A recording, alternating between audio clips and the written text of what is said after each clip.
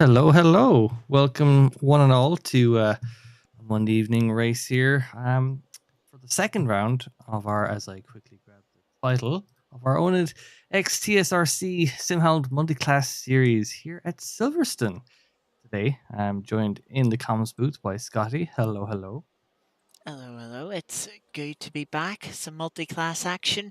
This time, a much better circuit than last week. Silverstone, home of British motorsports. Nice open track, bit more space than the carnage that was delivered to us at Daytona to start with. We also had a good race here in our lunch party. So, yeah, high hopes for what we have coming up this evening. Yes, one less class than the launch party. I think we had three classes racing Yes, we had on the that evening. P3s as well.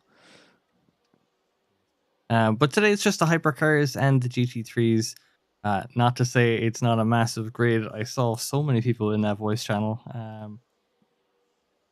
Good turnout this evening. So hopefully there'll be some perhaps redemption on the cards for some of the drivers, perhaps looking to maybe finish the race, maybe not get caught up in so many incidents or thereabouts. And I think we'd also seen a few folks who perhaps didn't finish quite as strongly as they're hoping. So another week, another chance to show their prowess around perhaps a more familiar track this time. I think the difference between this week and last week. Daytona is such a new track, especially in the LMU space. I mean, plenty of our drivers know it in and out, but then again, there's plenty who are still kind of finding the ideal lines and kind of coming to grips with it. Pardon the pun.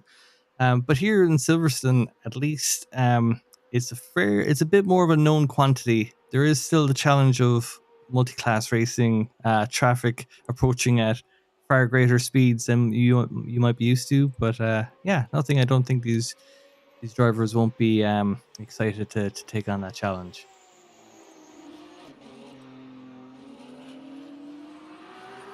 Yes, as we pick up Dov Myers, one of the drivers you were saying that had pace at Daytona, but fell into one of the crashes that we've seen at the second International Horseshoe on the first flying lap that we have this session through into the final sector now. Heading out through the loop, still waiting for the first of our lap times. The drivers have 15 minutes, as always, to set their lap. They do have tire warmers on, so they can get up to speed right away. It's going to be interesting to see. I expect most drivers opting to take two qualifying stints in this session. Love high-speed corners around Silverstone that we didn't see at Daytona. Puts a lot of energy through tires. And Myers cross line 143.4 is the benchmark. We have a lot of drivers crossing the line. None of them at the moment quite beating the time that Myers has set.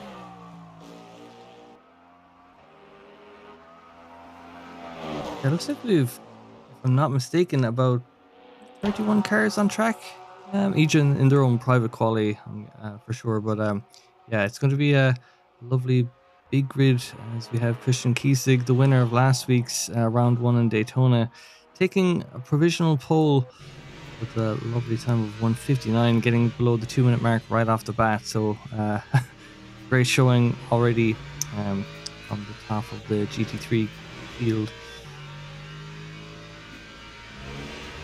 Up to the line now for Athel Basker. Will pop up to second place at the moment. Let's try and find someone who is improving. Let's go back to our hypercar field. Nicholas Davis, currently 1.2 seconds up on their best time so far. Try and get themselves up from the 5th place that they currently sit in. Also have Dave Wood on a good lap, 9 tenths up, but he's only sitting down in P9 currently. They're the two looking to bump themselves up the grid. So Cadillac driver up to the line now. and it'll be up to P3 for them. Ben Crook goes to top of the timesheet. Zach Silver goes into P7. And Dave Wood has come across the line and seems like he might have invalidated. He's still down in P11. Charlie Morgan was on a good lap, was nearly 7/10 up on his best, but has had a spin through Luffield. So let us head now to the GT3 drivers. Gadusa Carpenter, 6/10 up. Only GT3 driver. I have a Delta 4 at this for some of the quick runners. Let's see as they come up to line. How much can they improve from 6th only up to P5?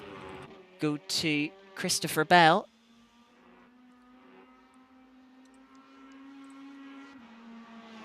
It's coming up to line and will stay in P9. Now Athol Basker, purple in the first sector, green in the second. Well, still a bit of time in the final sector, still sits P2. Is that invalidated or just slower with that red marking? I'm not sure. Had that new. To be honest. Yeah, looks like it was invalidated. Oh, it's tricky, especially when you're gaining in the first two sectors. Lexus showing its prowess here as well.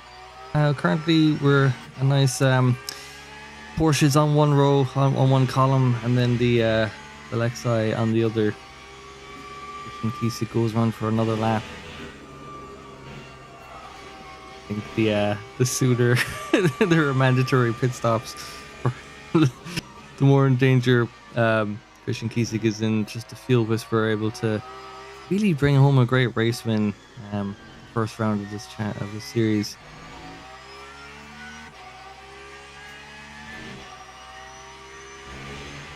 Two That's purple by sectors under the blimp. Ooh. So far.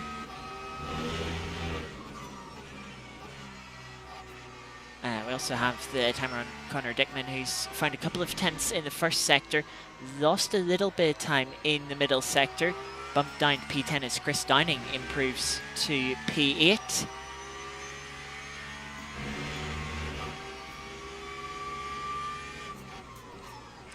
And cross line. It'll be a 158. fastest time. Yeah, that is a great time. And like, yeah, I was expecting perhaps some sub 2 minutes, but I don't know how many GT3s I was expecting to get sub 59 times here. That's a great time. As we have a look at the provisional poll here, we're at the hyper class. It's Ben Crook going purple in the first two sectors as well with that gorgeous livery. No complaints, no notes. Love to see it. Yes, Spike on 963 Hypercar rather than the GT3 it's usually found on. Two purple sectors for Ben Crook comes across the line, and it's new fast time 43.0. Max Tarasenko coming to the line, currently sitting P5, and looks like that time might have been invalidated. He still sits in P5. We'll come to Elliot Lewis next, coming through Brooklands into Luffield. We also have Dave Wood improving 1.5 seconds up on their time. They'll be looking to jump up from 13th place. Was on the second row of the grid for a lunch party a couple of weeks ago. Elliot Lewis across the line, still in P9. So we come to Dave Wood through Brooklands into Luffield. Technical end to the Silverstone lap using the national pits, of course. Up to the line then. Can he improve on his time? And he does, up to P5, third row of the grid currently for Dave Wood.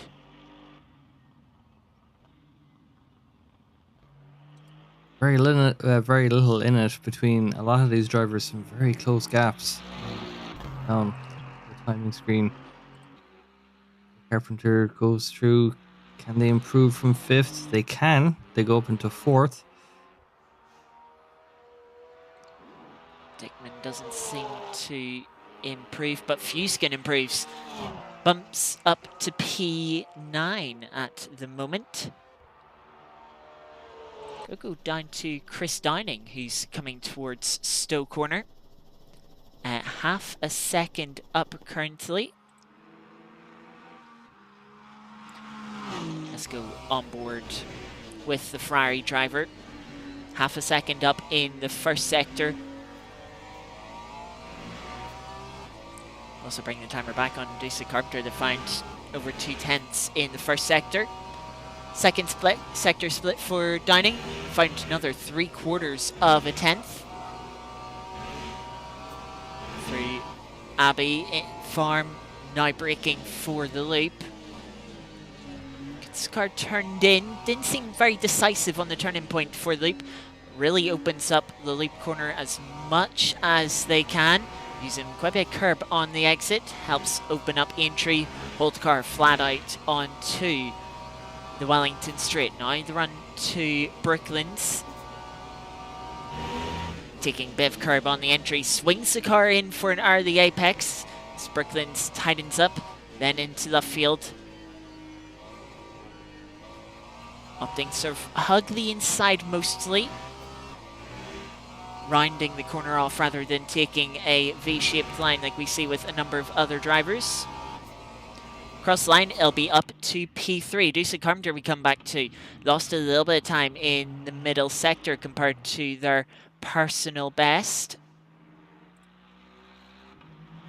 To the line then. Cannon bring improvement on P5. It is an improvement, but still sits in 5th position. The Dr. Pepper livery featured in the last race, or is this a new showing for round 2? You're asking me about last week, and I am not one to remember, as Christian Kiesig, new fastest time, improves by a bit up to a 1:58.698. And we follow Ben Brown coming through the final sector out of entry. Town towards Brooklands has a purple opening sector. Green in the middle sector to be about 4/10 up on their current best time, which is about, if I correct thing, but they're currently about 8/10 off. But this could be a good lap to put them on the front row of the grid still.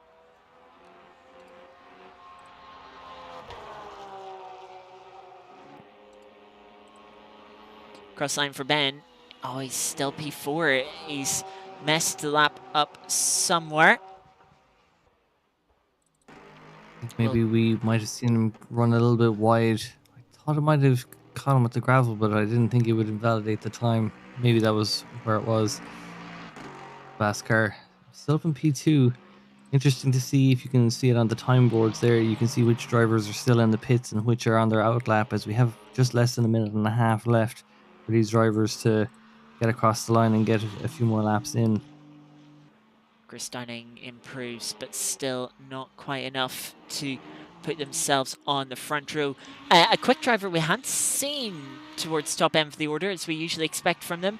Alfie Bevan, time running out. We only have a minute left in session, taking a bit of the anti-cut curb on the inside of Club Corner.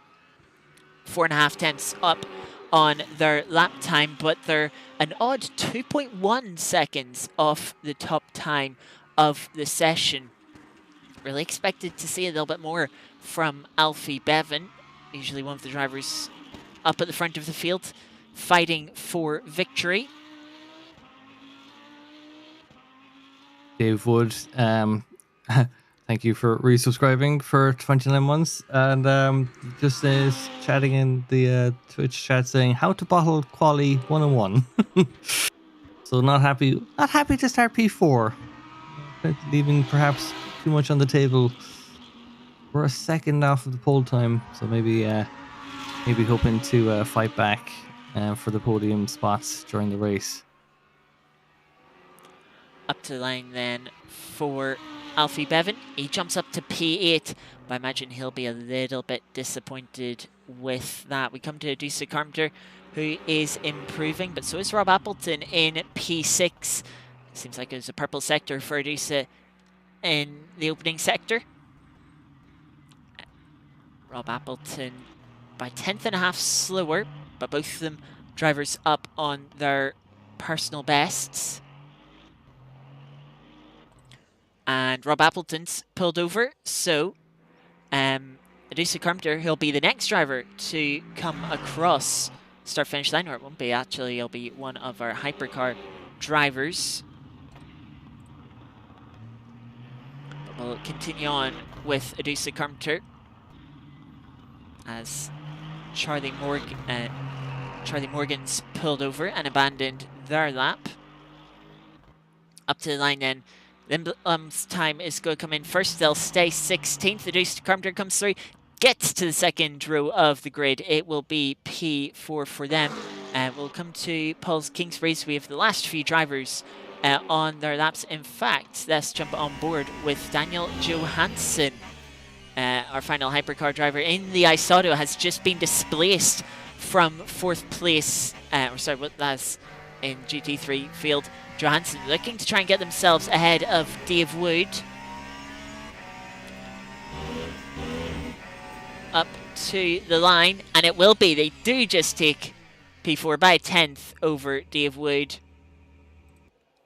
And that will be our starting grid for our second round here at Silverstone. Yeah, great quality there. Lots of improvements as we've seen, but then as we spotted, Ben Brown had just invalidated, got a cut on the apex just before the line, so just at the last second, lose out, and that might have been the difference between P4 and P5 on the starting grid. Yeah, we've a lot of cars on track. It's going to be pretty hectic lap one. I'll be glad to see the grid kind of move past loop and all those other kind of bottlenecks. I'm sure we'll see them once the traffic starts coming through. So it'll be an interesting one. Do you happen to know if we're running in dry conditions for the entirety of the race? I see some pretty synonymous overcast clouds here at Silverstone.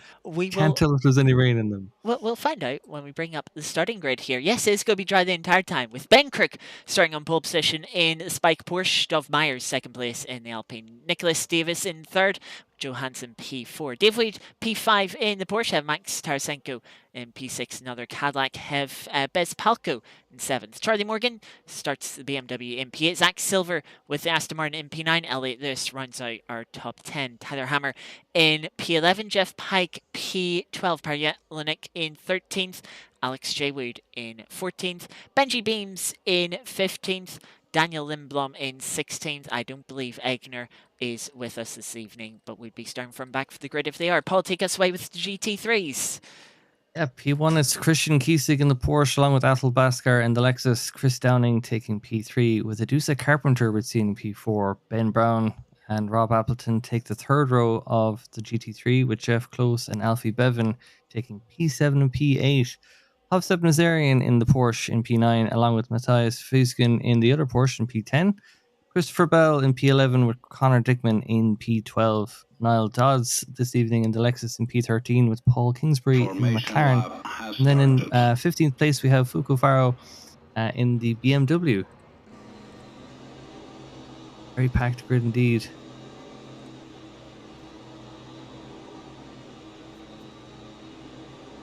Yes, so we have 31 cars, or it looks like we actually might be missing a driver from each of our classes. So 30 cars, 16 of our hypercars, 14 GT3s. Not often we see the GT3 field being smaller, the smaller of the two classes. But that is the way it is this evening. Before we get started with the race, thank you, Aidan, for subscribing for the 27th month in a row.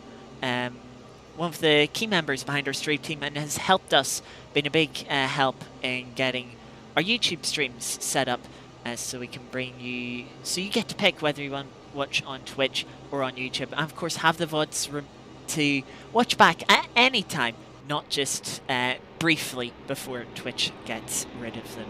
The drivers then coming up to the line, Ben Crick on the inside, Myers on the outside. They put their feet down and we're heading towards Copse Corner. Will they all be able to keep it clean as they squeeze their way to the outside curb, swing the cars in?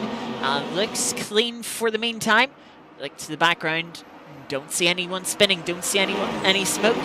Myers losing place to Davis through the opening corner. Now through Maggots and Beckett's. Looks like everyone getting through cleanly. And yeah, looks like it has been a very good start, very clean start to our race here. Maybe the GT3 cars, they all look to be pulling away fine as well. As we have someone running wide there on the exit up the hill. They slot back into third. That was Davis there. And they've dropped a position. Yeah, it doesn't look like anyone's dropped down massively, although Zach Silver has had a spin, it looks like, further back, just ahead of the GT3 field. See the Porsche there of Christian Kiesig in the background. Coming a distant memory as Zach speeds away after the issue they had. Yeah, we'll go over with Tyler Hammer, who's had a good start up to P7, having qualified in 11th place.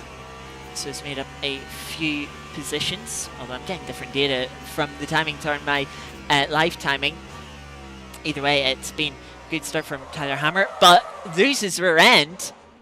And to spin there into Brooklands for Tyler. I think that's Zach Silver having a moment. Maybe a little bit uncertain there. As Ben Crick completes the first lap, sets a new fastest lap of the race. But yeah, issue there for Tyler Hammer. Let us go back and see what caused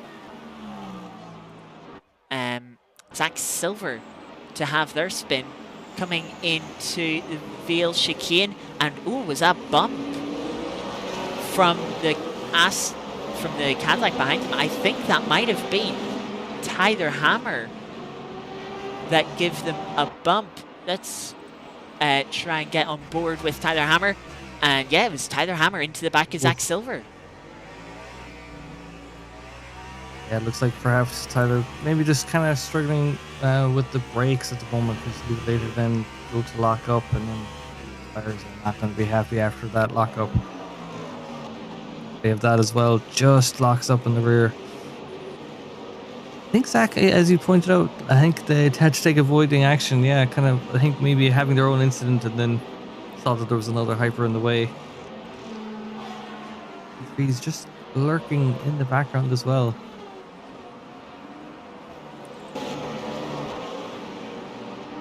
Yeah, come up towards the front of the field. Where I must admit, I mistook 8 on my timing screen for 0. I thought Tarasenko and Dave Wood were side by side, but Dave Wood putting pressure on Johansson at the moment.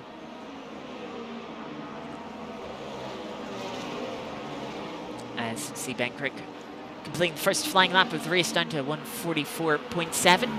Already has pulled out a 2-second margin. While we were in one of those replays, I think Myers has had an issue. They've dropped all the way down to P9.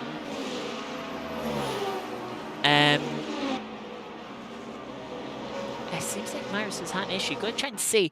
I have a moment here that's popped up for Myers.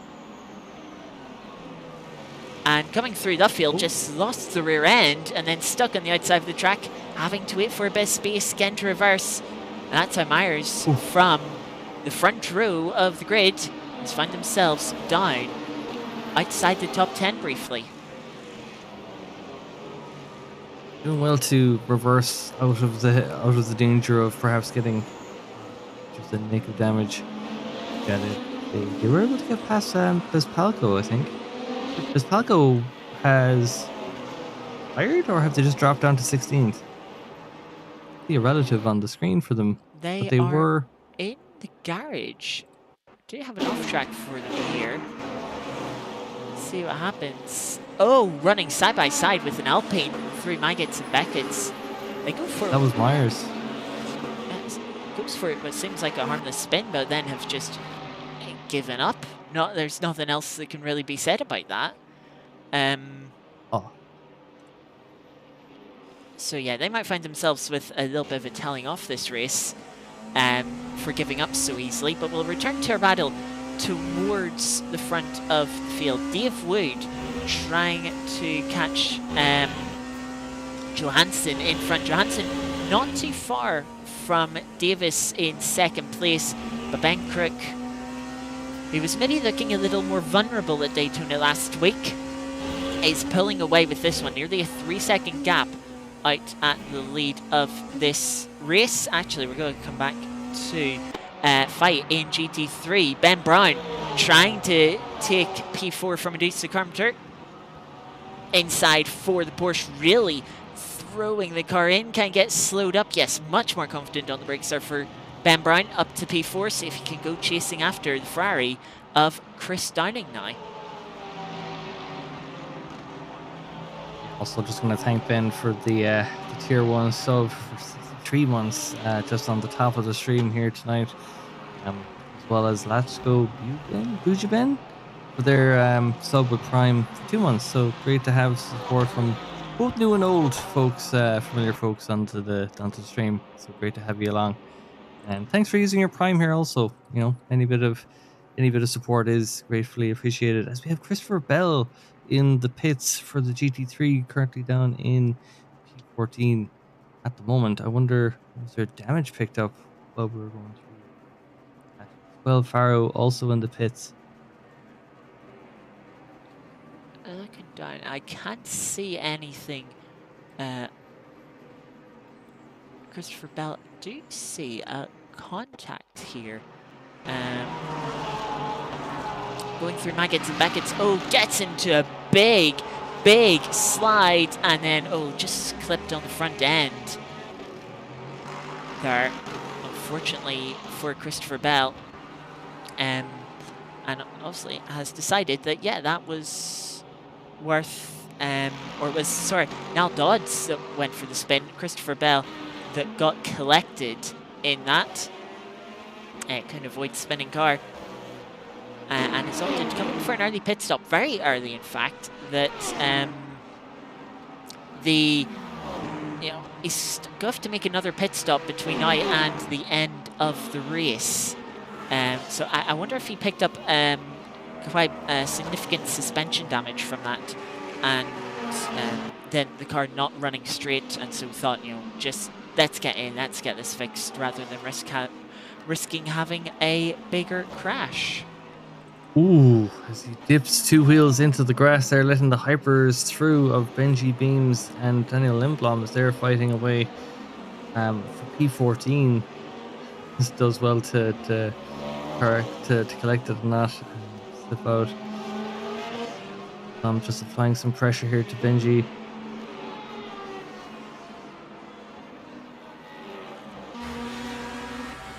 Looking to the inside of Abbey. That's a very ambitious corner to make a move, and there's side-by-side contact between the two of them. Benji Beams opting to take the runoff and is emerged quite a bit ahead of Lindblom. I feel like it's maybe one of those tracks where we, like, you know, it's very easy to get some track cuts, and then if you're, you know, obviously it's you know, you can lift enough to not get dinged for them, but I feel like if some of these drivers are willing to make those cuts to try and keep an advantage, they could end up really toying with potentially getting a drive-through towards the end of the race. Oh yeah, for sure, especially some of the corners like Cups Corner, Stowe, even Club Corner can be one where you can pick up the track limits quite easily. Very per run out of Maggots and Beckett's for Johansson. Has allowed Dave Wood to close up. Johansson in the Isotto taking a defensive line into Stowe Corner. Dave not quite brave enough to go for a move while we're watching this. Myers trying to make another move on, this time on Charlie Morgan. Hasn't quite panned out for him this time. He's got to try again. Just them coming onto the Lewis Hamilton straight in the background of the camera shot. Just before he pulled away. Dave closing up in the braking zone once again. Quite close enough this time. But certainly putting the pressure on with that. Davis in front, just starting to pull away. Slipstream towards Brickland's corner. And we're getting close to probably the most interesting part of the race, the part where the hypercars make their way through the GT3 traffic for the first time. You can see them heading through the first sector on your track map in the top right. The hypercars just coming across the start-finish line now. So this is where things will get a bit tricky. We'll have to see who's able to navigate the traffic well, not lose too much time. Who's going to find themselves, unfortunately, staring at the diffuser of a GT3 when they're wanting to use all the downforce that these hypercars have. Ben Crook just going through Maggotts and Beckett's. I think actually one of those the cars that are getting lapped is just off the track. We see a yellow flag here that we might catch a glimpse of a wayward car. There's a car on the left-hand side there. I don't know if we quite saw, but you can see stopped on the track map. That's Niall Dodds, who we've seen have that spin through Maggotts and Beckett's earlier on. And of course the contact with Christopher Bell as Myers piling the pressure on Charlie Morgan at this point. But Charlie holding firm, holding on to P6 currently. I see we had some support for Hobstep in the chat. But it looks like Hobstep has dropped down to 10th. Looks like there's perhaps a battle going on. Looks like there's all sorts of times it changes of position there in around 10. GT3's as Don Myers gets a massive move as there's traffic with the McLaren. That was I had said initially we might see stuff around loop.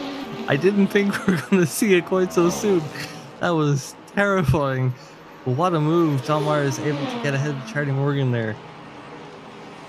Yeah, great request move. a replay in case we hadn't seen it, but it sounds like he had. Yeah, let's actually get a replay of that one as they were coming up to Abbey Corner. We've got the GT3 in front of them, the McLaren. They close up so much. And then, Charlie maybe a little bit hesitant, has a little bit of a wobble in the braking zone with the McLaren there. He's ran in a little bit deep themselves. And, yeah, just more committed, taking a little bit more risk there from Myers. Able to get the position. We'll go to our GT3 class. Jeff Close under pressure from Rob Appleton in the Lexus, looks to the inside, sends it into the inside, gets a little bit loose. The two come together. Ooh. And Rob Appleton spinning off into the gravel at Stowe Corner, finding Max Verstappen's parking spot from the Formula 1 Grand Prix earlier this year. Luckily, Appleton in the Lexus able to crawl their way out. Bit of damage from that though, and has dropped down to the final spot of the top 10 and will be under pressure from Alfie Bevan as we see Charlie Morgan trying to make his way through this bit of GT3 traffic. Things getting a little bit dicey. Yeah, I'm getting flashbacks to round one at Daytona traffic and all sorts happening. Look at that. Where did the hypercars go? Even the Mercedes there going off track. So perilous. Yeah, that's Connor Dickman. So went to turn in, then realised, the Porsche was on their inside and had to turn out, make sure they didn't cause contact. Alfie Bevan sending it to the inside of the loop. The Mercedes is going to try and carry the momentum the long way round. Gets on the curb though. You can see Connor Dickman, one of our drivers, on a controller. Very twitchy inputs there. Very prevalent. But they've lost a couple of spots from that moment going into Abbey Corner. And they're now down to P11. Alfie Bevan up into the top 10 as we have this 5-car train in the GT3s, all led by Matthias Fuskin at the front, coming under pressure now from Nazarian after making that move on Dickman into Abbey Corner. Oh, and Hobson getting so close there. It does well not to collect Porsche in front, so it's a nice little train of Porsches on the timing screen. More hypercars injecting themselves into the situation, just looking to pick a spot to get through.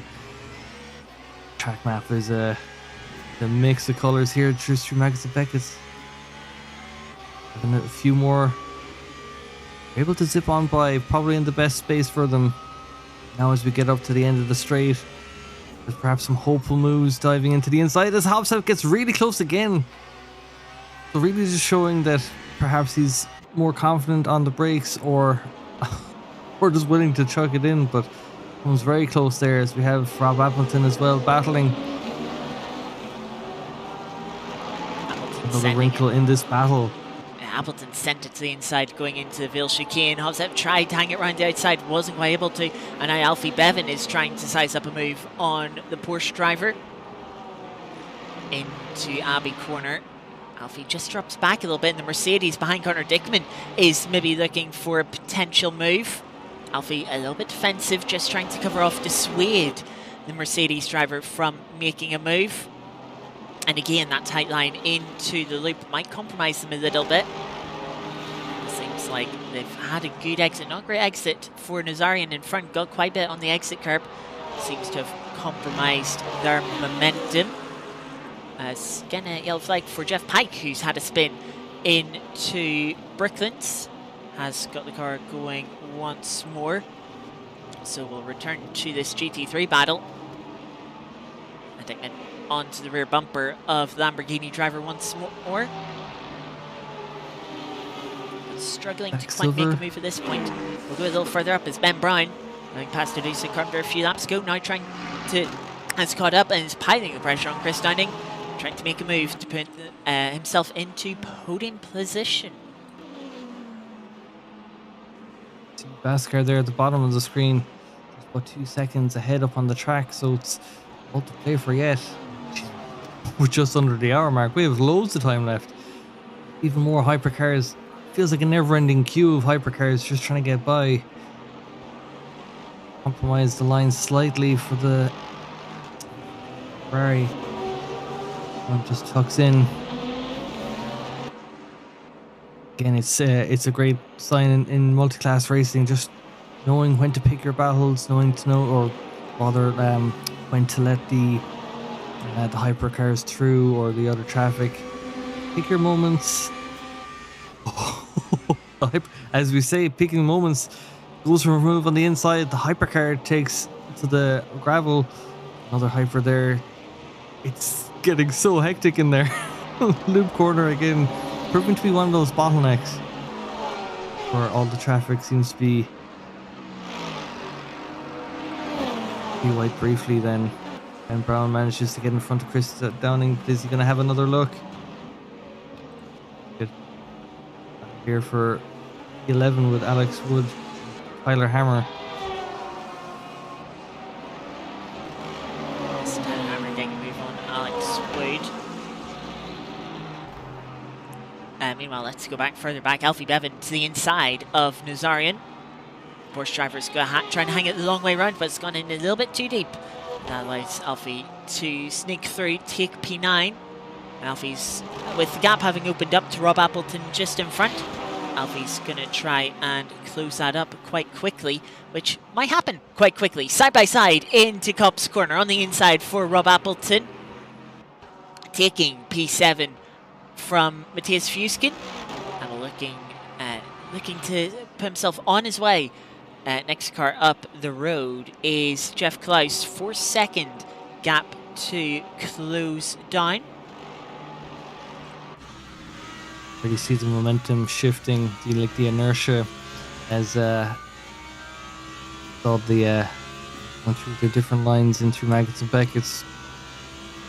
Was able to kind of carry a bit more of a fluid line through with Fuskin kind of losing some time. There in the background, having a look on the inside of Hobsep. To make anything, but is perhaps showing on the inside going into the next corner here.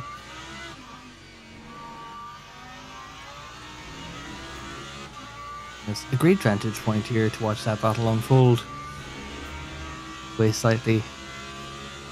And Christian Kiesig is ahead at this point in the race, is ahead of Hassel Vaskar. We saw last week at Daytona, I think perhaps a tactical falling back into second place to really drive home the coasting, able to take a shorter pit stop, needing less fuel.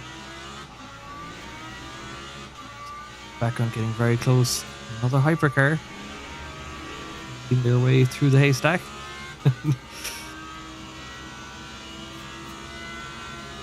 Talking about Kisei and the energy is, ooh, things get tight here with the Lamborghini of Benji Beams.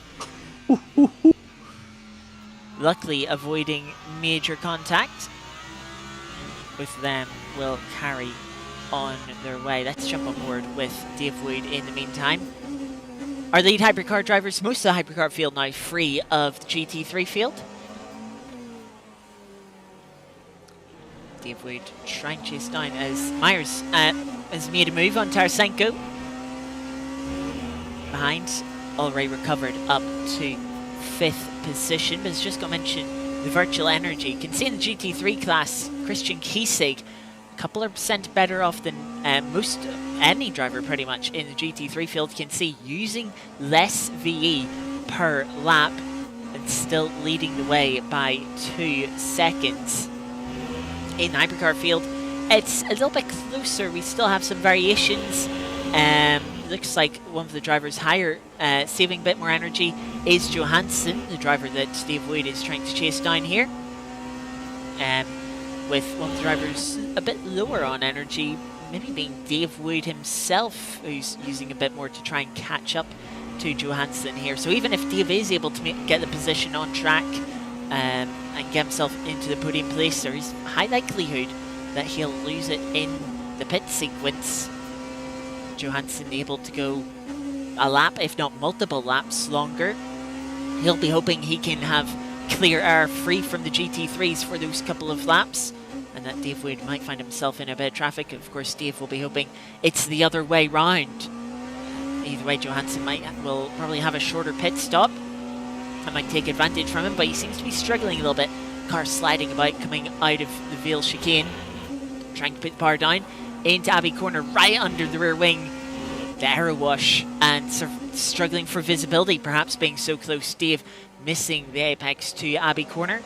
Doesn't lose too much time though, is sort of right back under that rear wing as we head through the loop. We'll be hoping for a good exit. It's a decent exit, about as close as you can hope for coming through entry in the slipstream towards Wellington Straight.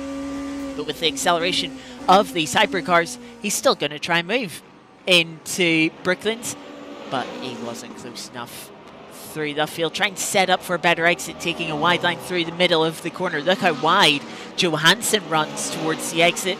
Has to sort of get over the throttle a bit and runs a tight line through Woodcock. Into Cop's corner now. Dave, brave, very brave here, trying around the outside. Has to pull even tighter because of McLaren GT3 on the exit. But Dave, with the momentums ahead of him to Maggots and Beckett's, there's Sutter will have to back into line. Dave Wood taking P3 with a very brave move into Cop's corner. Yes, and as I'm sure, I was hoping that Dave was aware of the presence of that GT3, because in my mind, Johansson was like offering the perfect block, and then Dave Wood was going to pull out, and then realized too late that there was a McLaren in the way. But yeah, it does well to solidify that move. As you were mentioning it, the virtual energy usage, we'll see. Oh, Dave bottles it immediately. That's something I would do. Has a bit of clear air in front and realizes they don't have another hypercar to be to use as a reference anymore. Just locks it up, and we'll have to be brave and make that move again. It always happens. You're stuck behind someone for a while, and then the moment you make the move, the moment you get clear air, you suddenly just make a mistake. Trying to put the power down, the rear slides away. Usually that's a moment you don't expect to see. The traction control would usually kick in and prevent a spin like that. Fortunately for Dave, maybe the traction control set a little too low. He found himself in that spin. Hopefully he hasn't damaged the rear tyres too much, but it's down to P6 and quite a bit of work to do. It looks like for the hypercars, like, I mean, when is the earliest time you could potentially pit? Over here, yeah, battling with Petr Jelinek for P9. I would say it's fairly soon. The question is, do these drivers want to make a tyre change? That will be a very interesting question. If any of them do decide to change tyres, maybe 2 tyres.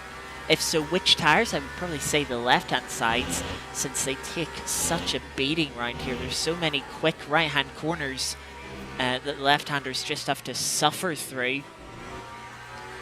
As we actually have a battle for P3. Johansson, Myers already caught to the back of Johansson, I think assisted by traffic, but then the traffic taking the gap away from Johansson.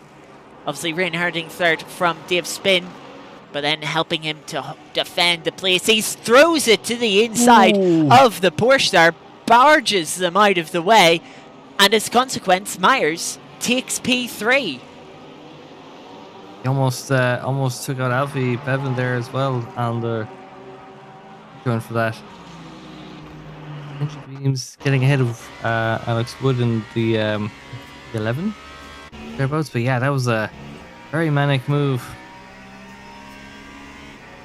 Going to be a broken record, but it is that loop corner again, just proving to be. Manages to run into that other car. I think that was Fuskin, if I'm not mistaken. It was a Porsche. So yes, you were right. It is Fuskin, and that has like Alfie Bevan to take 8th position. Hopefully the damage not too significant for the Porsche driver. I imagine they'll be quite frustrated with that move. As we come to Zach Silver into the pits early on, we've seen him have a spin, or a spin round, should I say, contact with Tyler Hammer, and so he's opted to take an early pit stop. Running off sequence. Let's go, Dave Wood, who's into another spin. Had just caught onto the back of Tarasenko. Finds themselves facing the wrong way at the Veal chicane. And dropping down the order once more. Dave, in this unfortunate cycle, you have one moment and the race just continues to unravel. The damage to the rear tyres from the first spin, and you struggle to prevent yourself from just having spin after spin. No longer can you push the car in the way that you were earlier on in the race. You just have to sort of accept it and dial the driving back. As meanwhile the GT3 field is getting very interesting. So up to one battle, there's another battle going on a little further down the field. Ben Brown has made a move on Athol Basker for 2nd place. A fight for 6th place. Rob Appleton trying to make a move on Jeff Close, and looks like he has been able to make that move, as one of the hypercar drivers trying to fight back. Athol Basker fighting back at Ben Brown into Cop's corner. But looks like Ben Brown much more confident into the high-speed section of Maggots and Beckett's, opening up a good few car lengths there through the first sector. Yeah, great charge by Ben over the last. Ooh, as we have Jeff Close in that battle with Rob Appleton off the track. See Alfie taking the position.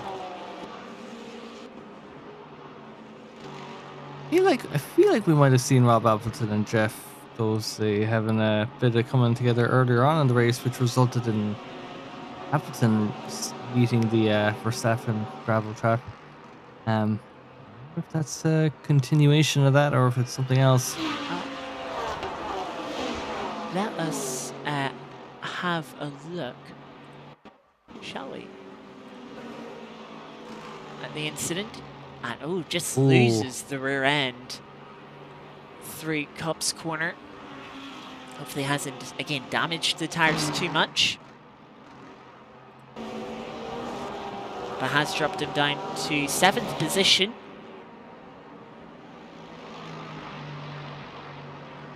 I feel like at this stage in the race, the GT3 is perhaps more in a position where they could make a dive to the pits if needed and perhaps run to the end of the race. Alfie Bevan, no. similar moment, went to catch the car, Ooh. and the rear end's gone into the wall, the wing popping off. That might be the aforementioned early trip to the pits. If he can get it back to the pits, is the question. We'll jump on board with Alfie Bevan. He must have you can see significant suspension damage. Gotta be careful not to load the car up without the rear wing. You start to put load into the car and it's immediately going to spin. Meanwhile, there's been a moment with Tarasenko, who's dropped down the order. Let's try and get a look here into Maggots and Beckett's.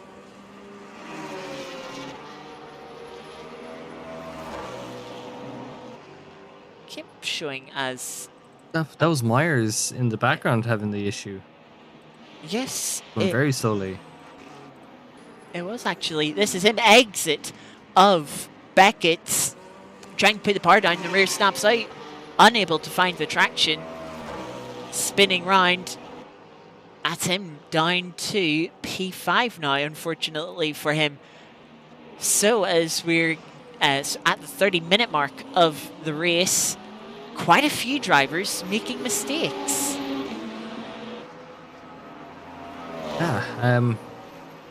Yeah, it's strange, especially I suppose Silverstone, a known quantity for a lot of these folks, still challenging all the same. This here is Connor Dickman here having a move for P9 against Hobstep and Sarian in the Porsche up ahead.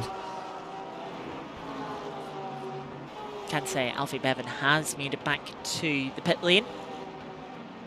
Obviously has lost a lot of time and will be in for a long pit stop to repair all the damage that they've picked up.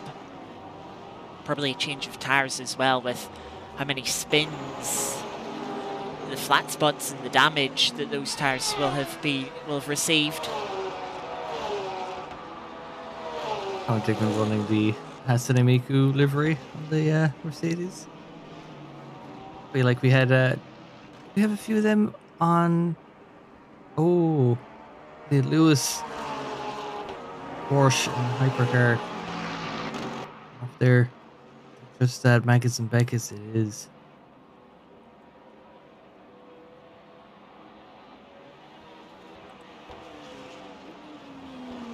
Oh, I was thinking of the Tuesday night Formula 4s. That's where I was seeing the other Hatsune Miku livery.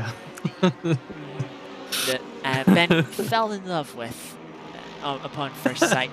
But yeah, let's kind of see what's happened to Elliot Lewis here. Just clipping the curb through the left-hander. The first part of Beckett's tips the rear round. You've already got the car fully loaded, and then you just ask a little bit more as you put the car over the curb. Not accepting it, spinning the car around. Easy mistake to make. Also have an off track here for Charlie Morgan, just coming into the Veal chicane on the brakes. Maybe a bit of rear locking there. Goes to turn in. The car's starting to slide and goes to correct it, but snaps into a spin the other way into the gravel. And also Matthias Fusken showing as an off track. The rear end just snapping out through the right-hander of Beckett's and into the runoff. Luckily, a nice gap in the traffic for him to get back on, not lose too much time. But yeah, in the space of a lap, practically, 3 drivers, 3 spins. Yeah, the Porsche doing Porsche things, just rear wheels catching up. Have Elliot Lewis gone into the pits after their...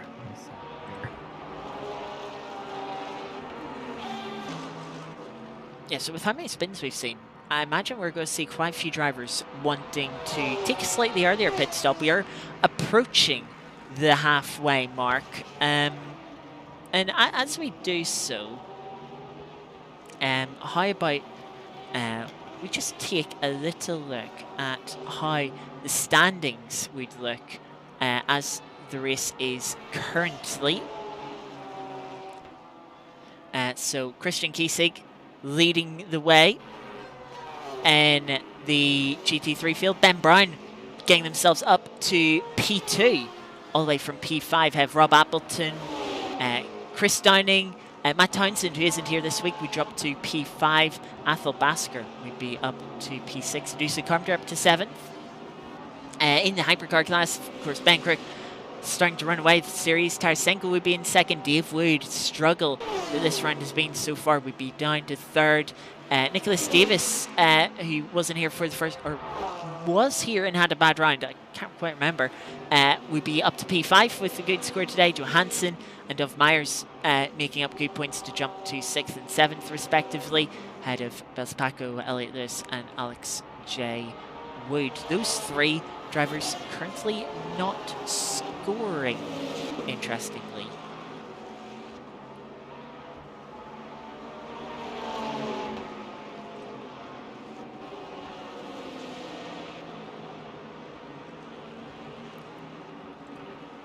Track map looking a little spread out the field across this race. Little pockets of battles in and around here. We're on board with Myers as they battle with Max Tarasenko up ahead. Actually, no, that looks to be Zach Silver in that Aston. Of the lapped cars who has gone off. It was Lindblom actually, who has just taken a trip through pit lane and already sliding off the track on those new tire, potentially new tires. Yeah, that's true. Maybe but the you can see on the timing tower there the cars which are on an outlap or which are currently in the pits. Alfie Bevan taking their pit on the way out.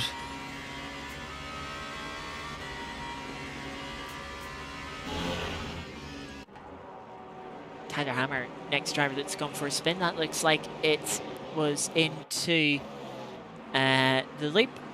Under braking, just carrying quite a bit of speed actually.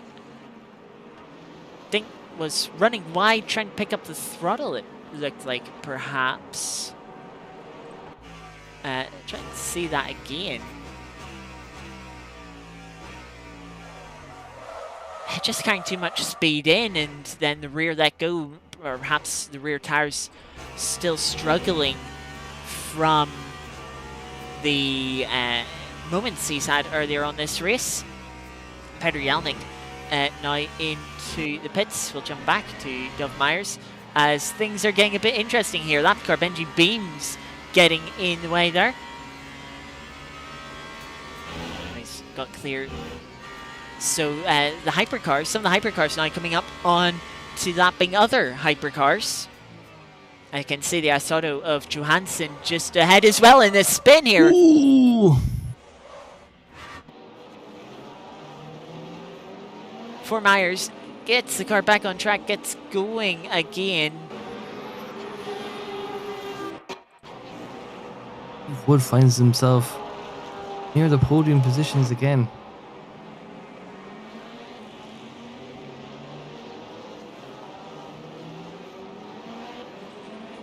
Let's show in the chat there, Hofstad made the position during a stop or a mistake. I think it might have been when Alfie pitted. That's or maybe had the first spin. perhaps. Yeah, we'll come back to this battle as it's certainly getting interesting. Let's go on board with Tarasenko now, who was being chased down, is now chasing down Johansson. The pressure from behind relieved. You can see the wide line Johansson takes, seeing the GT3 car in front and thinking, right, how can I get past this GT3 car? Having the quickest pace onto the hanger straight here, and has done so fairly well. Let's see how the gaps opened up. So good experience there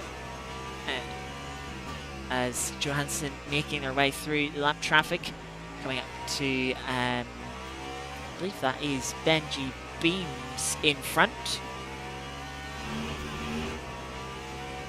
And come back to Myers, who's already cut up to the back of Dave Wood, who we know is struggling from a couple of spins earlier on this race.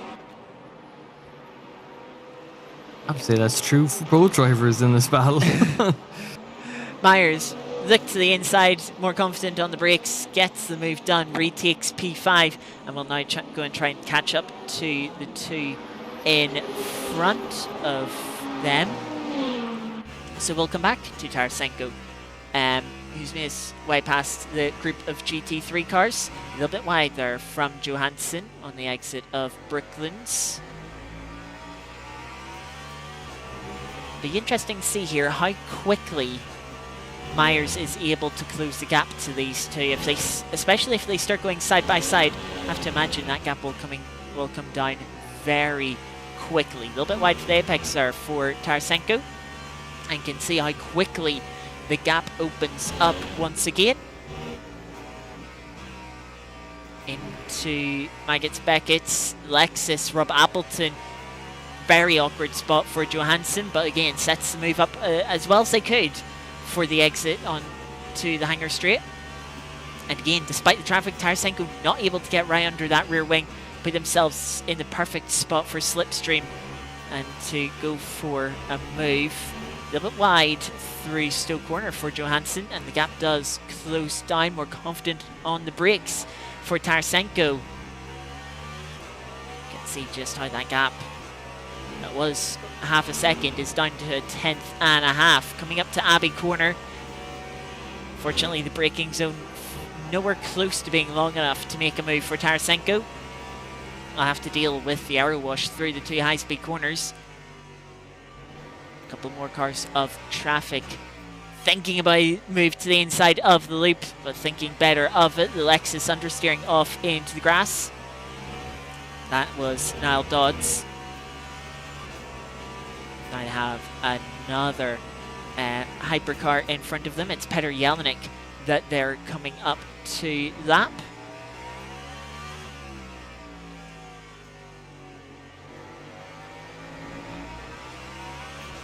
More GT3 traffic as well. Traffic within traffic. Cleared easily. Yes, Alfie Bevan is already ruined their own race with a mistake into the wall, losing rear wing, and is trailing 2 laps off the GT3 field, a lap, more than a lap behind every other driver in the class.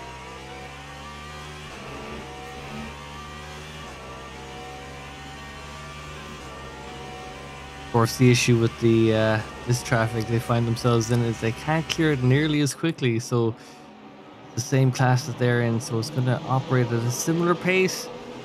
We almost have a look down the inside. Tarasenko manages to put pressure on, but Johansson keeps him behind.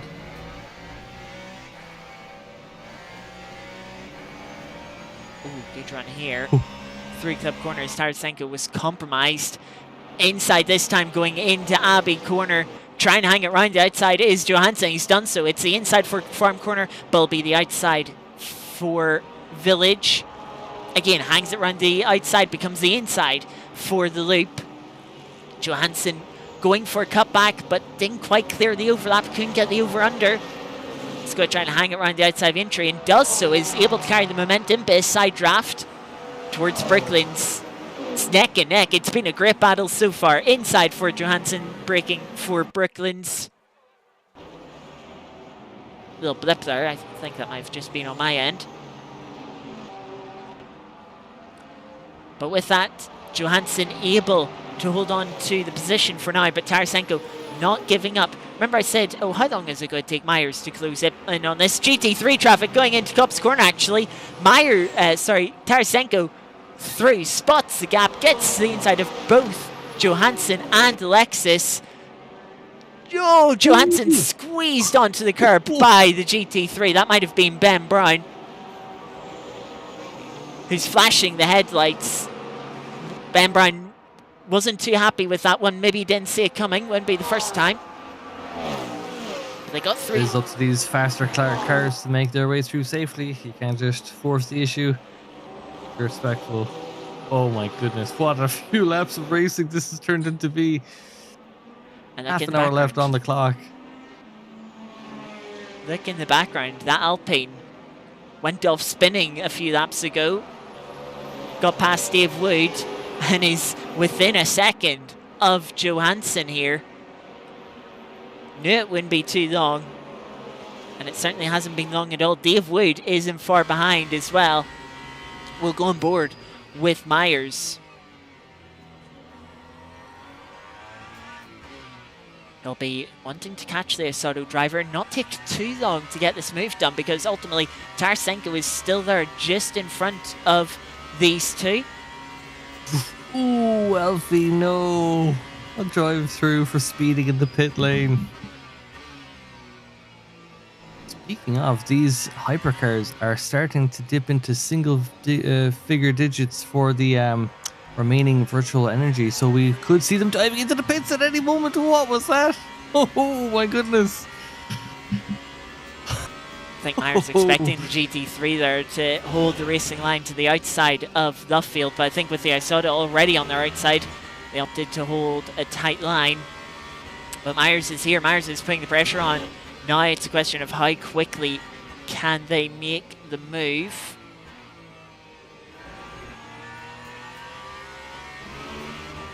We've got a car on the Hanger Straight, a car making its way through Stowe Corner, GT3 I should say. But I don't think Myers might get this moved before they catch those GT3 cars with the slipstream to the inside of Stowe Corner. Alpine driver already into P4. Next is to go chasing after Tarasenko, who's only a second up the road. Charlie Morgan, the next driver to pick up a DT for speeding into pit lane.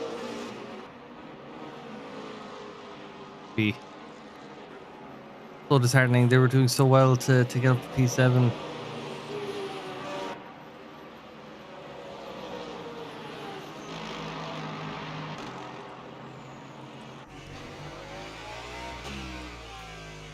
Back over the rear wing of Tarasenko as Myers makes a dive on Connor Dickman into the loop. Then has another hypercar and another trying to make their way through. One making the move on the inside of Entry. Not ideal, as it can be a bit difficult to get through there flat out on your own in a GT3. Let alone when you have a hypercar on your inside.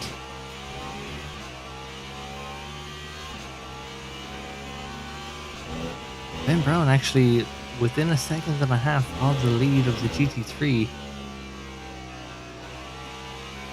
that a 10 or a 16% that Christian Kiesik has left in the tank? That is a 16. Oh, okay, goodness. The Fuel Whisperer has a few more laps left in them. Yeah, Ben certainly showing some strong pace to perhaps challenge for the lead going into the closing stages of this race.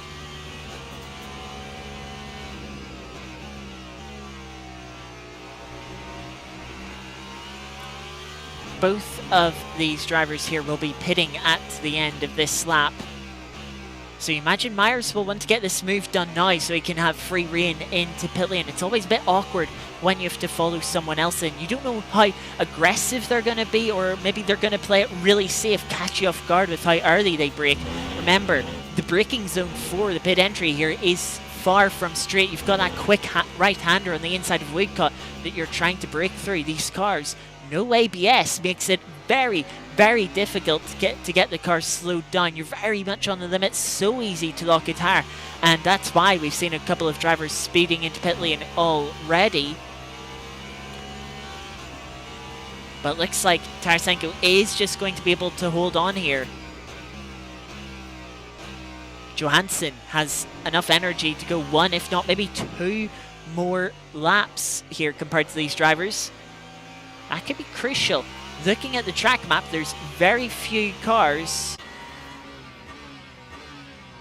very few GT3 cars in the first sector. You can see Myers nearly into the back of Tarasenko. This is important now. Who's got their fuel calculation right? Who's got the energy calculation right for the rest of this race? If one driver just overfills by a lap, that could be the difference between coming out with a clear view in front of you or being behind your other competitor.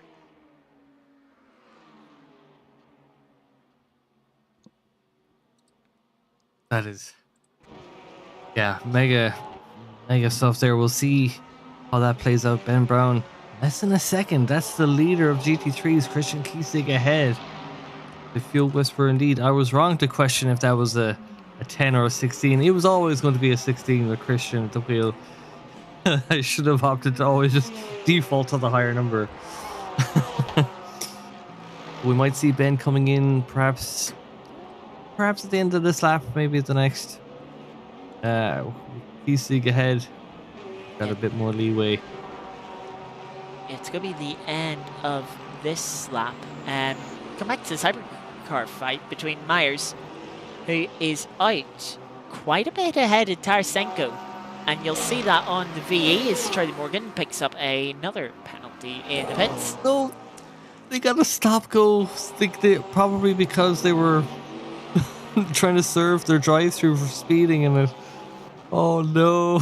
Oh, Charlie, I'm so sorry. That is... See, there's different there's different stages of, there's different ways with which you can have a bad race. We saw Dave Wood spinning off after getting the position, as we see them losing position to Myers here after the pit cycle here. Battle for the... Oh my goodness. Seeing the Porsche, the green Porsche in your view. Cars all around loop. Sometimes it's the traction control and the heavy foot on the pedal. Sometimes it's not able to brake enough going into the pit lane. There's battles both between other drivers and internally in the cockpit for some of these folks. 22 minutes left to to see who remains triumphant throughout it all. Ben Crook does have that 4-second lead at the moment. Come to this battle as Jeff Pike is chasing down Petr Jelinek. But just one clues off the pit strategy there.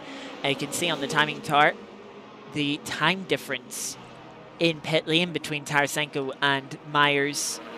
About 3 seconds a shorter pit stop for Myers than it was Tarasenko. Difference of 7% of VE, as to the inside goes Jeff Pike, and he just about got it slowed down to keep it on the track, and that's up to P10 there for Jeff Pike. Did not see that move coming, but Petr Jelinek with the cutback and the run onto Wellington Street retakes the final spot in the top 10. A great little battle. As Davis takes the lead. In the pits, as both him and Ben Crook are in pit lane.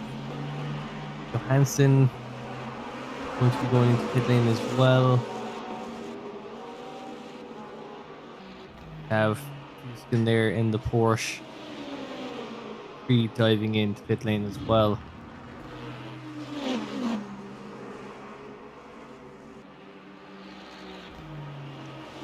I just noticed the Porsche GT3 we seen diving into pit lane just clipped the grass as that separates the pit entry to the track. Have to be careful with that, as you can pick up track limit points for that. And of course, if you're close to the limit of what you're allowed, that could be the reason you get a drive-through penalty. It might be the reason we've seen some of one of the drive-throughs that we've seen so far was picked up, not necessarily just for speeding into the pits. Yeah, we're in the middle of the pit sequence. The majority, let me see, all of our hypercar drivers have now made a pit stop. We're still waiting for a few in our GT3 pack. We'll just follow on board now with Jeff Pike trying to get this place back from Petr Jelinek, who makes contact with the Ferrari 3 Abbey corner, spinning off into the runoff for Jelinek, back onto the track, off the track on the left-hand side now. as another penalty for being in pit lane, this time for Paul Kingsbury in the GT3 field. Peter Jelinek down to 11th place, only losing one position from that spin, but the last of the point scoring spins positions there. Very unfortunate. Does well not to more damage. Lasker is diving into the pits. Have a look there. Oh my goodness, so unlucky. Contact.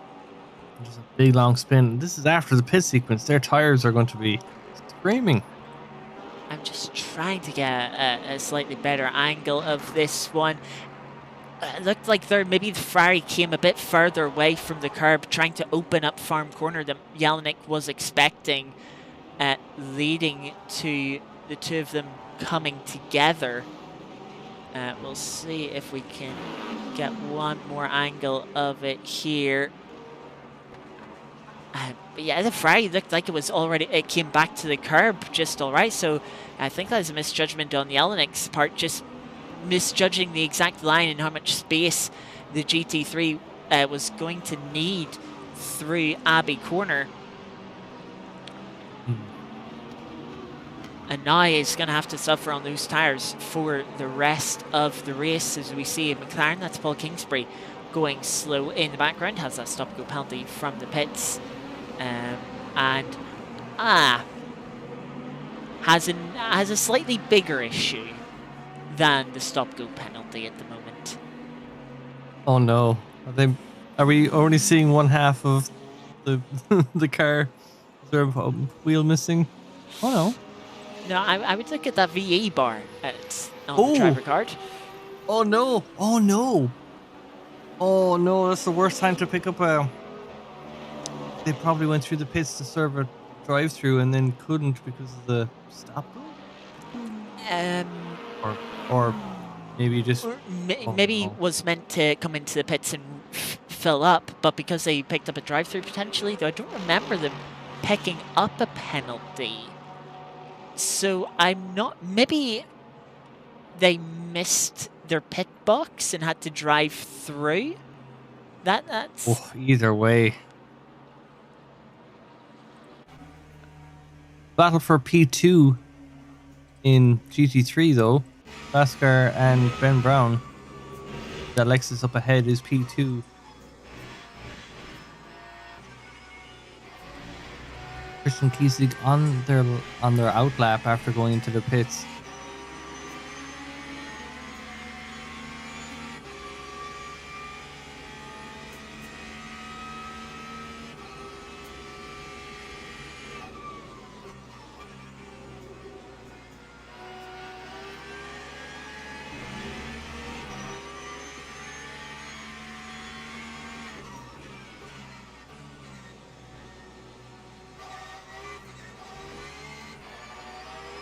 There's for good measure.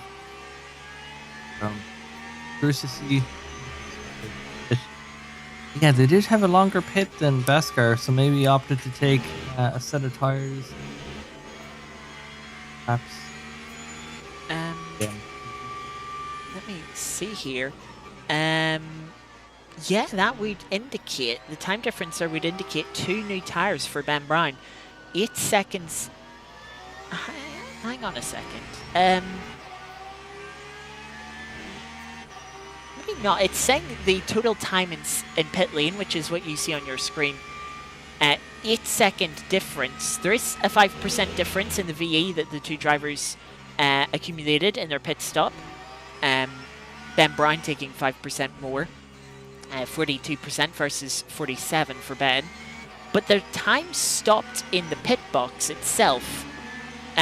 Athol Basker 16.8 seconds, Ben Brown 19.0.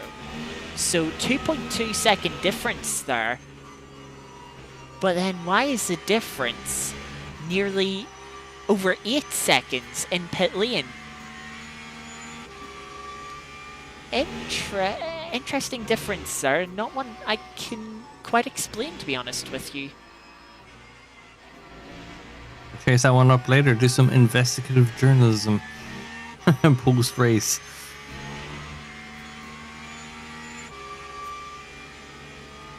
I think the cards, after being shuffled around there during the pit sequence, dust begins to settle. Our leader in hypercars ahead by about 8 seconds. This battle here, free though, much less than 8 seconds. Don Myers, applying that pressure. Don Myers. Hansen, we have seen able to maneuver around the GT3 traffic beautifully and defend at the same time, as we witnessed against Dave Wood earlier on in the race. Or on the outside of the Alexis of Niall Dodds. Oh, and there's a bit of a lock up here from Dov. Goes very heavy and laid into the brakes. I think there's contact between the two of them as Johansson kept a defensive line as Myers was going to try and make the overtake, commit to it. And so the two just kind of met in the middle a bit. But Myers getting the position anyway, which isn't too much of a surprise. We'll bring up the everyone's fastest lap of the race so far. You'll see Myers 44.2 actually held the fastest lap of the race momentarily before Ben Crook retook it with 44.0 a couple of laps ago, whereas Johansson's time of 45.0 much slower. But for Johansson, they've just been consistent this race. They've not made mistakes. They're doing good pace. They're getting through traffic well. And it's allowed them to spend so much time in podium position despite, not quite having the pace. Interestingly, in the GT3s, you'll see Ben Brown currently holds the fastest lap there, 59.5. Kasich, the second fastest, to 59.8, and they're the only two drivers with a sub 2 minute lap time this race. As we were watching Ben Brown earlier, trying to chase down Athel Basker. He's dropped to 1.1 seconds back. He seems to be struggling a little bit for pace at the moment. As we bring the last laps out for these drivers, you'll see Ben Brown by half a second slower than Basker last lap. So yeah, things calming down for the moment. Let us go back on board with Ben Brown at the moment, just to see how well he's faring. What's his driving like as he's pushing towards the end of the race with a potential P2 up for grabs? Actually, say that, we're going to come to this battle in hypercar. For P8, Elliot, this Tyler Hammer going for a fight. Tyler locking up the brakes on the Cadillac and searching for the entry to the wing pits here at Silverstone. Taking a right into a left-hand turn. Maybe a Scandinavian flick on the cards that went horribly wrong, but yeah, unlucky there. Again, just struggling with the brakes. Tyler also on a controller, so maybe that's a factor in that hypercar.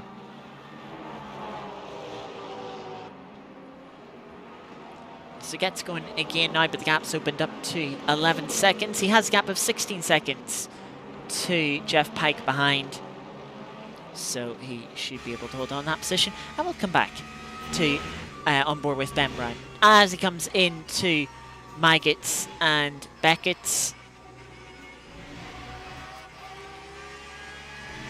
Last laps for these two drivers. Ben Brown was now 4/10 quicker. Interestingly, Basker invalidating their last lap. We don't know where they sit in track limits. So I wonder, maybe are any of them close to getting a drive through and it's going to have to take it easy for the rest of the race? Or do they have both a nice spiv to spare and can, just afford to push on a bit, continue taking a little bit of risk?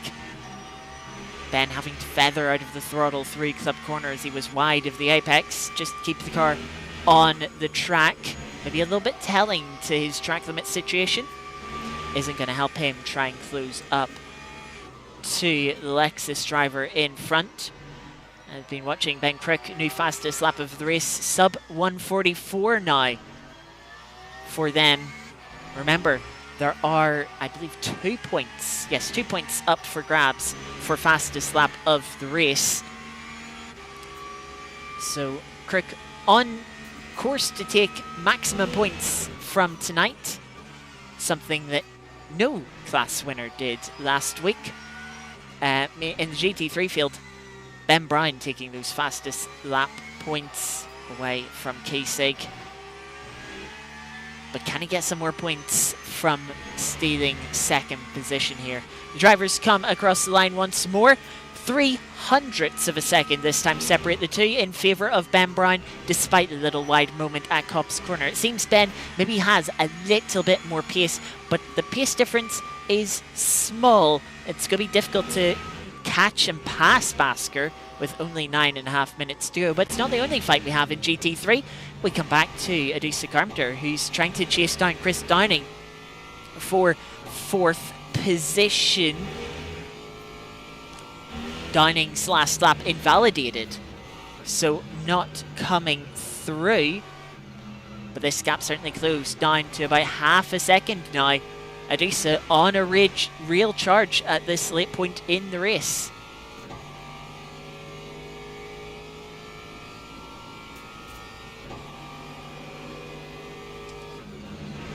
Hypercar to the inside, slightly compromises the Ferrari of Chris Downing. Also worth saying, Adusa's Carpenter pit stop was longer, but took on less virtual energy. I think they've taken 2 tires as Myers trying to steal the fastest lap bonus from Crook, trying to prevent him from having a perfect weekend into the 43s with a new fastest lap of the race.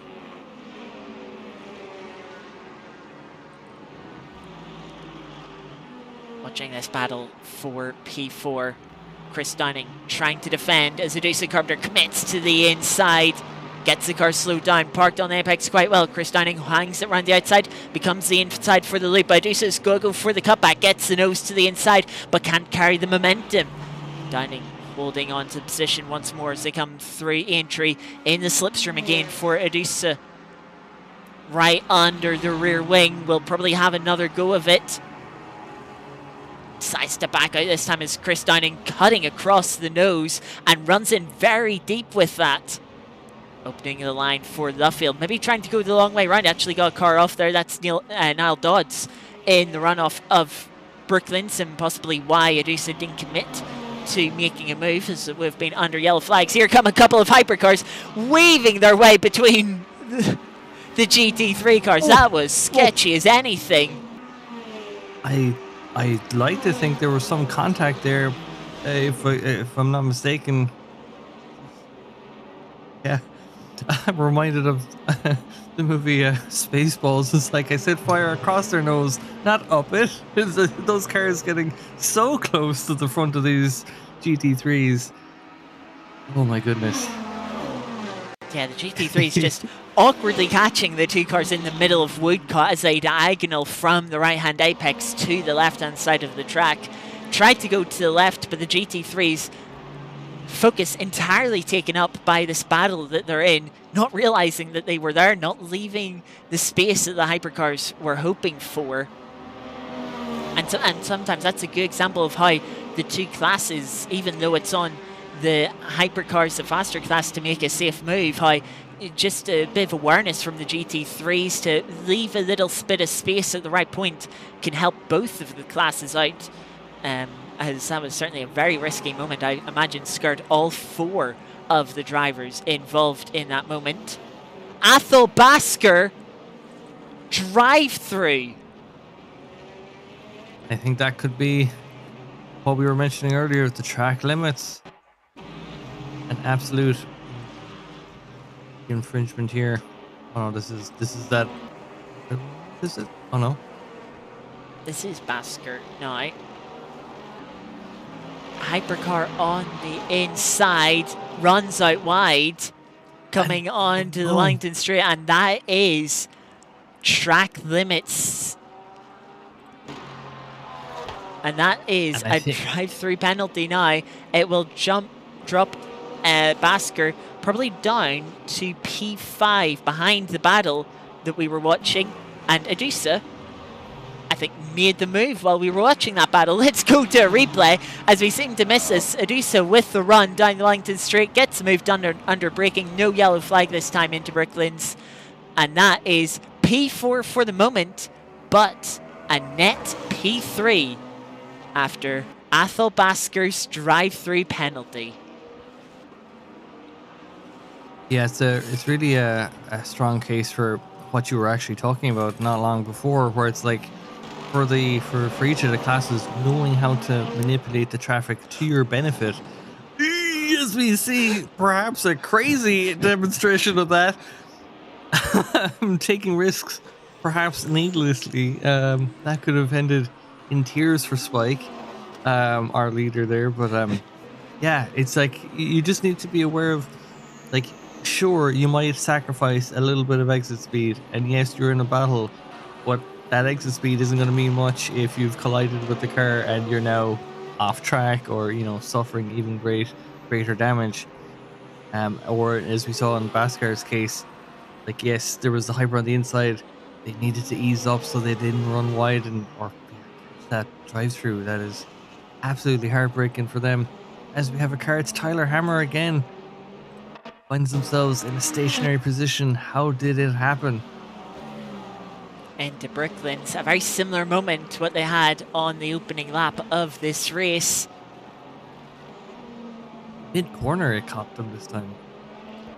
Supposed to earlier on in the braking zone. Yeah, as you're trying to turn the car in, still sort of trail braking as the corner tightens up for a late apex.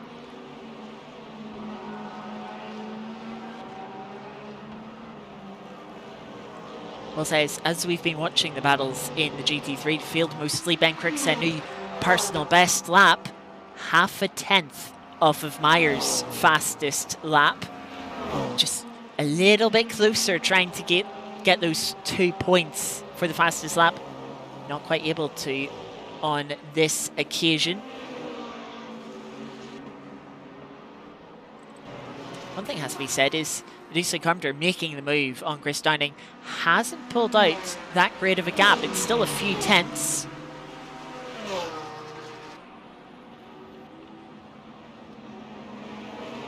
Car traffic isn't making anything any easier for Carpenter to defend.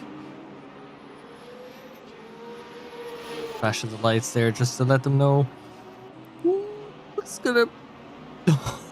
I mean, I don't know how it is for the drivers, but my heart is in my mouth every time they go through those tight complexes. We have a lot of dust getting kicked up there. Looks like everyone was okay. Oh, maybe someone ran wide. It might have been Benji Beams gone off track for them, and oh my goodness. I'm going to bring up Meyer's card here so you can see the difference in the fastest lap there. Ben Crook retaking the fastest lap by a whole 0.003 of a second. Every little helps. I don't think I've ever seen 0.003 of a second be worth 2 points like that before. That is well fought. Yeah, I mean, in some of our championships, fastest lap has been worth 5 points. In those cases, fastest lap has been more important sort of than taking P3 when you're sitting in P4. But not the case for this series. It is only 2 points. But yeah, well, Ben Crook and Myers haven't quite been finding themselves wheel to wheel. They've certainly been having a good race, a good go at who can take fastest lap of the race. Jump on board with Myers. Certainly won't be taking fastest lap this time around. They've had a bit of traffic. Trying to see on the track map. I think there is one GT3 that they will catch next week that's just going into Brooklands now. There's one coming out of Luffield. There's maybe two that they'll catch next lap on the final lap, should they try be wanting to push for fastest lap. Tyler Hammer having another spin here at Bricklands. It looks Oh my goodness. almost identical. Yeah. I was gonna ask, is anyone in danger with their VE? Did anyone cut it too fine? We've got less than we're reaching 0 on the clock. Wonder if anyone's going to be diving into the pits. It doesn't look like we had too many. No, everyone is good to the end of the race. Lust on VE is Myers, but they still have 4% for the final lap. They've been using about 3.5% a lap. So they're still clear. Someone clear on VE, yes. Not clear in holding 4th position. Johansson, under a lot of pressure now from Dave Wood, not to make things any easier, has, I believe that's Petter Jelinek just in front of them that they're lapping. Christian Kiesig as well. 2 Porsches represented across both of the classes.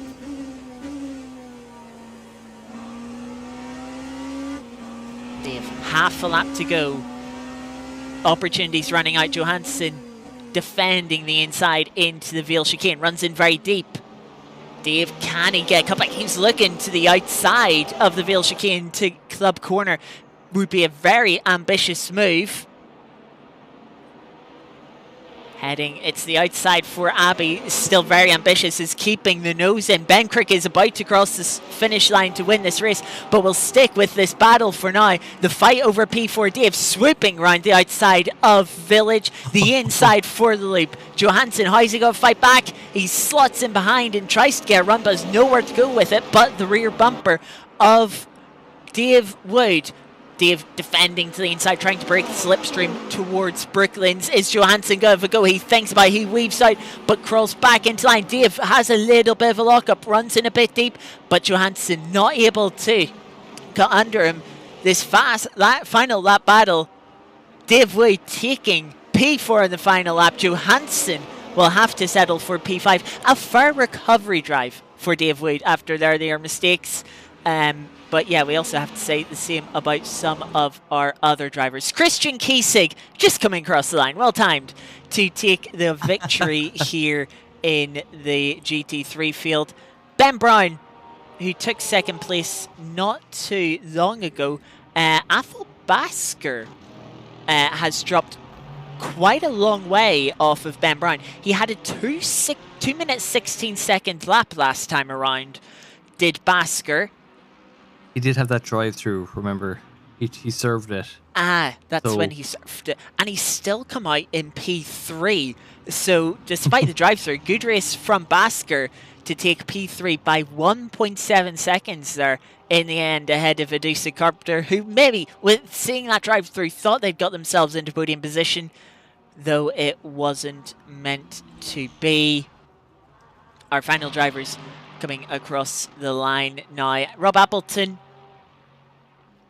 will be next, and Jeff Klaus, our final driver to complete this race. It calmed down quite a bit at times this race, but it had its moments of action. Oh, absolutely.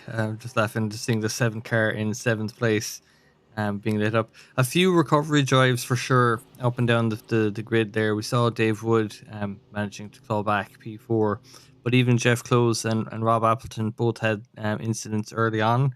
And I think they found themselves a fair bit away from the battle for Carpenter and Chris Downing there for P4. I'm sure both of them, Appleton and Close, wishing they were a little bit closer in the end.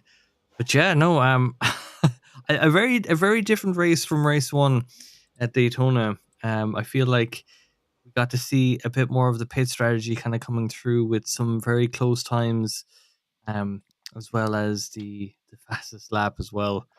What a battle for that. Yeah, we seen quite a few mistakes last time at Daytona that in battles around traffic and usually involved innocent bystanders. This time, mistakes, but love drivers making them by themselves. Silverstone, unforgiving in its manner, but it was Dave Crook that took victory and fastest lap, as we said, by 3 thousandths of a second for a perfect maximum points weekend. We'll see how that reflects in the standings very shortly. Nicholas Davis takes second place ahead of Dove Myers, who showed a lot of pace, but a few mistakes dropped them back, constantly finding themselves in a recovery drive, trying to catch up to cars they had already either passed or been in front of, eventually getting themselves back on the podium. A final lap pass for Dave Wood gives them P4 after an early spin dropped them back. A couple of spins, dropped them back. They passed Johansson on that final lap, who takes a respectful P5. Didn't necessarily have the pace, which you can see on the fastest laps. Not able to dip into the 44s like all the other top drivers in the top six, but no mistakes, kept it clean, and takes a P5. Tarasenko would take P6, has Zach Silver spun on the opening lap by Tyler Hammer. Decent recovery for them ahead of Elliott Lewis. Tyler Hammer picking up P9, and Jeff Pike, the final points paying position, in P10. Behind them, missing on points is Peter Jelinek, Daniel Lindblom, Alex J. Wood, and Charlie Morgan. Not finishing a race, we had Benji Beams and Bez Palco. Take us away with GT3 field, Paul. Yeah, so Christian Kiesig, perhaps no surprises, is able to bring it in P1 position in the Porsche. Probably had another 4 or 5 laps of fuel if I was to hazard a guess. Ben Brown taking P2 and I believe nabbing the points for fastest lap as well, if I'm not mistaken. Yes, he did. Arthur Baskar suffering the unfortunate drive through towards the end, only drops back to third, a blessing in disguise. Just got out ahead of Adusa Carpenter, about just less than 2 seconds ahead of the up on the track. So like had Adusa and Chris Downing maybe not been battling so much, they might have found themselves really kind of in the throes of a battle for P4 instead. But they did well to get that podium position. Rob Appleton and Jeff Close take P6 and 7 if they were further back in the field. And then Connor Dickman takes P8 with 2 laps back from the main finishers. Hofstep Nazarian finishes in P9. Matthias Fuskin, also in the Porsche, finishes P10. Christopher Bell finishes up in P11 with Niall Dodds in the Lexus in P12. And then Paul Kingsbury in the McLaren ended up, is that a disqualification? Oh, that's probably for running out of the fuel that time. Well, he still had the penalty, yeah.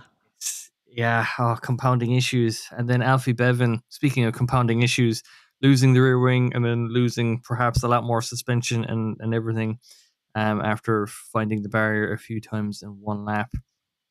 Then Fukufaro then, I believe, can't remember if they made the start, but in any case, finds themselves in P15. Yeah, really, really alarming amount of action up and down in the latter stages. Yep, indeed. And this is how the points stand, and you can see positions that everyone has had so far in the GT3 field. Christian Kiesig, 2 victories. Both of our class leaders taking 2 victories. No bonus points, though, for Kiesig. He has... Maybe I will bring up this one. Yeah, this gives us the gaps. 32 points back is Ben Brown, with Rob Appleton holding on to third, despite maybe being a little bit disappointed, only down in P6 this week. But yeah, still holding P3. Chris Downing have Adusa Carpenter, Athel Basker in P6 after not finishing last week. The unfortunate innocent bystander in an instant. Matt Townsend, who couldn't make it this week, equal on points in P7. Or sort of tied for P6, you could say. Kern Dickman in P8, Fukufari, who wasn't here this week, in 9th, and Jeff Close in P10. Ben Crooks takes another win to get even further ahead, along with the fastest lap for 78 points in total. Dave Wood finished at P2 at Daytona, does finish in P4, but does find themselves with 45 points. So not too far behind, with a little bit of a gap back to Max Tarasenko in P3. 35 points. Nicholas Davis, a strong showing this afternoon with their podium spot with 27 points overall.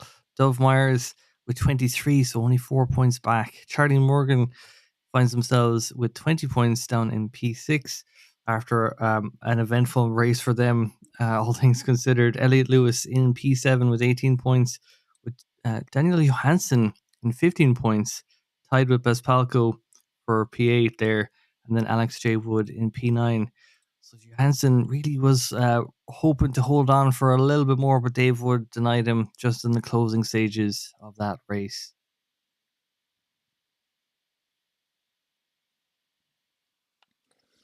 Yep, so that's how our standings fare after an eventful Silverstone.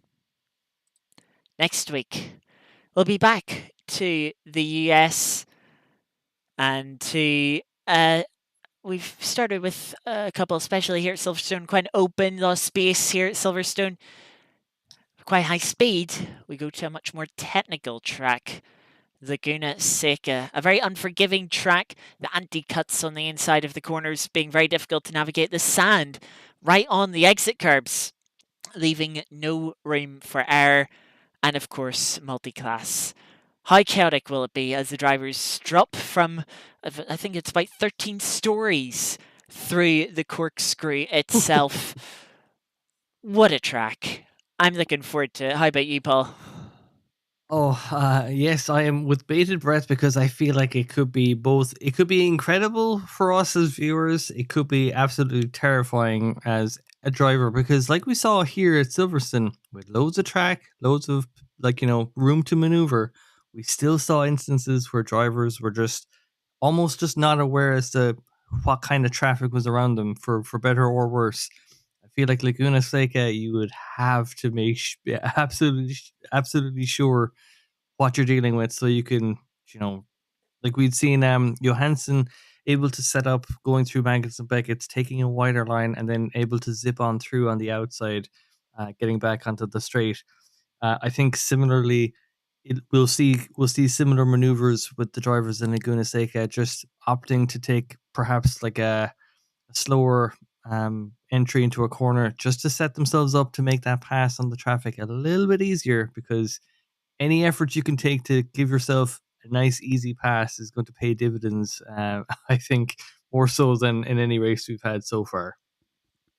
Yeah, it will certainly be a challenge for our drivers. They'll have to be close watch on the rear view mirrors for the GT3s, keeping well aware of the hypercars coming up behind them. We had a couple of close moments today, but was mostly clean. So we'll have to see if carnage will unfold next week or if the drivers can keep it clean. But of course, that's not all we have here at oNiD. We still have some racing for the rest of the week. Tomorrow, we return on Sao Corsa with the Racing Stronger Formula Club Series running the RaceSim Studio Formula 4 cars. We had a great opening round at Interlagos, featuring a 20-minute sprint race and a 40-minute feature race. Some interesting tyre strategy in that championship. We head to Autodrome Most for our second round tomorrow, a track we haven't raced at in oNiD over the years. So a potentially new track for some of our drivers. It'll be interesting to see how that fares, especially with the first chicane being very tight, very Monza-esque. But the rest of the track being quite fast and flowing from there. So yeah, it should be very interesting. We have Ben Myatt and Jar Page in the commentary booth for that tomorrow. On Wednesday, we're then back on LMU for the ELMS GT3 Cup, a 1 hour race with mandatory pit stop, mandatory tyre change, all 4 tyres to be changed at that pit stop. When you take it though, that is up to your discretion. They were at Barcelona for the first round. It was quite an interesting first round. And for the second round, they are going to be heading to Paul Ricard. Of course, with the Mistral Straight, they are running the chicane layout, the normal layout for LMU. So it should be quite interesting to see how they fare through the difficult corners it offers. It's fairly flat track, but some tightening corners, some very difficult braking zones as well. Should be interesting to see how those GT3s fare around there. On Thursday, we have our first Assetto Corsa Evo Championship with the Mazda Cup cars. Wildcard gets started on AC Evo, and they are heading to their Nürburgring around the sprint layout on Thursday with two 25-minute races. That should produce some good racing. And on Sunday, we have the Sprint LMP3 Championship. Two 30-minute races. They were at Bahrain yesterday. They'll be heading to Sebring School for this week's race. A very short track. Should be very chaotic for those 30-minute races. So yeah, Thursday and Sunday, unfortunately, not streamed. But if you did want to join, you can, if you're on our Discord, if you ask very kindly, you may be allowed in. Of course, the streams after tomorrow, Wednesday, we'll return with me and Paul next Monday as we head to Laguna Seca. Any final words before we go, Paul? Yes, I did have an interesting fact for you, right? So we had 13 stories was the drop for the corkscrew at Laguna Seca? I believe it is 13. I may be mistaken. Yep. 13 stories is also how many books you can read on the minstrel site of Paul Ricard if you're in one of the slower cars. There you go. Thankfully, our drivers won't be getting that bored on the Mistral Straight since they do have that chicane to worry about in the middle of it. Put the book down, I've got a turn. So here's my question. If you can read 13 stories down the Mistral Straight, how many can you read down the Mulsanne Straight if we take the chicanes out? At that point, you could write 13 stories. You would need to be to keep that straight interesting, just how long it goes. Thank you very much, Paul, for joining me once again. Thank you all very much for watching. We hope you enjoyed this evening's action here at Silverstone. And I hope you'll join us tomorrow on Wednesday and again next week. Until then, have a good rest of your evening. Have a good rest of your week. And we'll see you next time. Good night.